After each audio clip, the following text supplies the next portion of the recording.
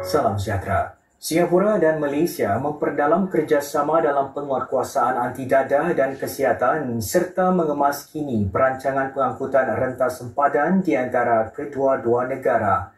Berucap di Rahat Pemimpin Singapura-Malaysia, kedua-dua Perdana Menteri menambah mereka mencapai kemajuan dalam beberapa isu dua hala yang sudah sekian lama berlarutan. Walaupun isu-isu ini mengambil masa untuk diselesaikan, ia tidak akan dibiarkan menjejaskan kerjasama keseluruhan di antara kedua-dua negara. Perdana Menteri Lawrence Wong dan rakan sejawatnya dari Malaysia, PM Anwar Ibrahim, mengesahkan bahawa hubungan kekal erat serta memandang ke hadapan. Ini sedang kedua-dua pihak terus berusaha menangani beberapa isu dua hala yang rumit dan berlarutan sejak sekian lama. Ini termasuk ruang udara, air dan sepadan maritim, iaitu isu-isu yang memerlukan masa, kajian teknikal dan rundingan yang teliti.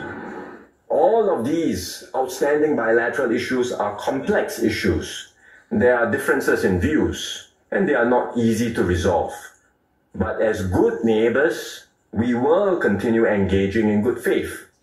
PM Anwar menarik perhatian walaupun kemajuan mungkin dicapai secara bertahap bukan sekaligus. Kedua-dua pihak kini mempunyai garis pandu yang lebih jelas sebagai panduan perbincangan.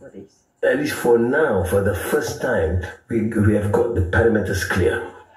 What is required by Singapore was required by Malaysia, and let us find out the solution where both would be able to resolve or benefit from this to function effectively both in the air services and also the maritime.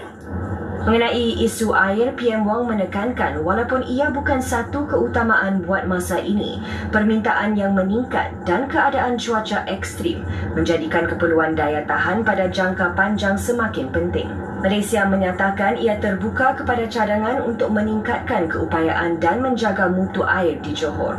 Di samping itu, kedua-dua negara turut menarik perhatian kepada momentum kukuh dalam usaha meningkatkan ketersambungan rentas sempadan, iaitu aspek yang memberi kesan kepada ratusan ribu penumpang setiap hari. Kedua-dua pemimpin menyifatkan RTS Link sebagai pemangkin utama perubahan dengan satu lagi perjanjian tambahan dimeterai di Rahat Pemimpin Singapura-Malaysia yang ke-12 bagi menyokong pelaksanaannya. Mereka juga sedang berusaha meluaskan perkhidmatan teksi berlesen rentas sempadan, meningkatkan khidmat bas dan menaik taraf prasarana di pusat pemeriksaan. Dua lagi perjanjian mengenai kerjasama dalam bidang kesihatan dan memerangi penyelupan dadah turut dimeterai. Kedua-dua pemimpin menekankan kemajuan berterusan dalam zon ekonomi khas Johor Singapura serta perancangan untuk memperluas perdagangan berkalan elektrik rentas sempadan antara kedua-dua negara.